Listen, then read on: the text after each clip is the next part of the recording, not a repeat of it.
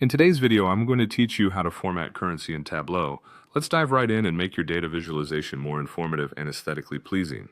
First, we'll begin by opening the Tableau public application on your computer.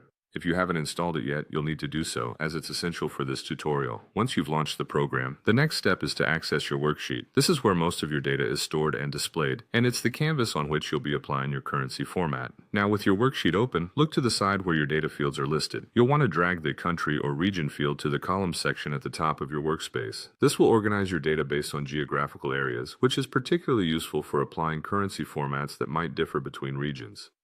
Next, you'll drag the sales field over to the rows section. This places your sales data on the vertical axis, providing a clear view of sales figures across different countries or regions. Then locate the profit field in your data pane. Click on it and drag it to the central text area, often referred to as the marks card. This action will prepare the profits data for further formatting, making it appear directly on your chart. With your profits data now in place, the next step is to right-click on the profit item within the marks card. A context menu will appear, from which you'll need to select Format. This is a crucial step as it opens up a variety of options for tailoring the appearance of your data. After selecting Format, you'll see several formatting options appear on the left-hand side.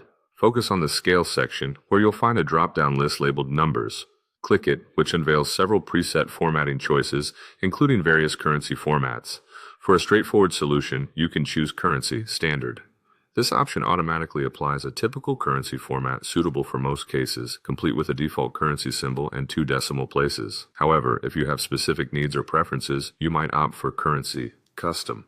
This selection allows you to define your currency's appearance more precisely. You'll be able to choose specific currency symbols, the number of decimal places, and customize how negative values appear. Finally, take a moment to review your formatted data. Ensure that it's clearly and accurately presented. Adjust any settings if necessary to better fit your presentation needs, ensuring readability and aesthetic appeal. And there you have it, a simple, clear guide to formatting currency in Tableau.